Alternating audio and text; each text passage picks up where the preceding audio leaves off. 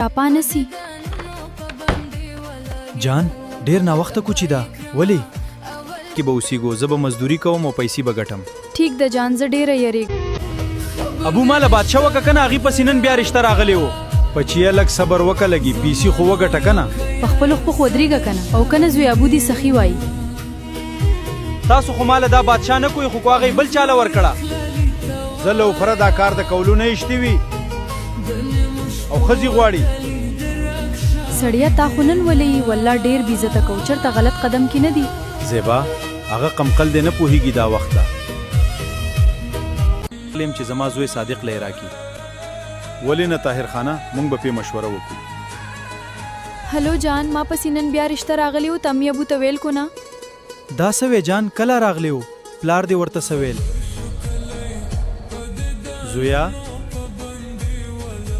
طاهر خان خده وله ستا څنګه خوښه ده بابا جان چې څنګه ستاسو خوښه یي دا خس کله نشي کېدی تا زمانه څوک هم نشي جدا کولی زویا سفین خان راله بادشاه راکړه ستا دپاره ښه بابا هلو ولی والله بابا جان د صادق دپاره طاهر خان ته زما رشته ورکړه دا خس کله نشي کېدی تا زمانه څوک هم نشي جدا کولی بابا تاسو خو ماله بادشاه نه کوله هغه یې ورکړه خو اوس به تاسو ته پته ولګي چې زه څه کوم زه لوفره چې څه کوي هغه کوه تا له څوک ښځه نه درکوي سړیه دا الګ قم مقل دی چېرته غلط قدم کیندي هیڅ هم نشي کولی ښځې ده به ټیک شي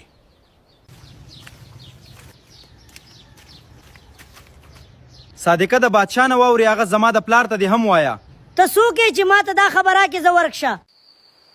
بابا زه نن یو الګ په لاره کې ودرولم بادشاه زما دا د هغې نه واوړه دا څه زویه زه به سفین خان ته دا قصه وکم هلک وویل چې بادشاه زما خوښه ده دا څه وی طاهر خانه دا څوک و رخسار دې خوا راشه طاهر خان څه وي ته دا چا خواښی و نه بابا ما ته خو پته نشته طاهر خانه را روان اتوار لبه د صادق او د بادشاه واده یې ډېره ښه د سفین خانه مونږ به تیاری وکړو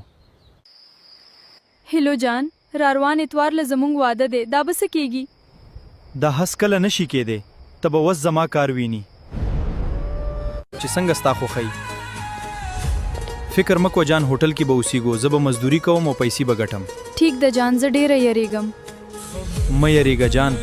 زه در سره یم چی بابا به مې څنګه وي ما پسې به ډېر خفه وي جانوس دا سوچونه مه کوو هسې ټینشن مه کوو یا خدایه چې بادشاه به څنګه وي یوازې خو به یریږي یا الله کور کې به مې بابا څنګه ویلي یا والله به څنګه وي زویا بادشاه چا سره وتښتېد پلار یې راته رینګ کړی و دا څه وی بابا ما ته پته ده چې چا سره تښتېدلی چې زما بچې به چېرته یي زیبا چوپ شه او روټۍ خورا مه یادوه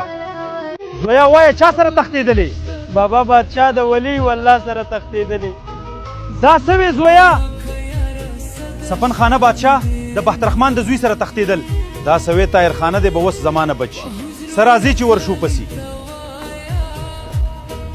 بختیا زوی دی ډېر غلط کار کړی څه شو هغه سپین خانه هغه کور نه تښتېدلی نشته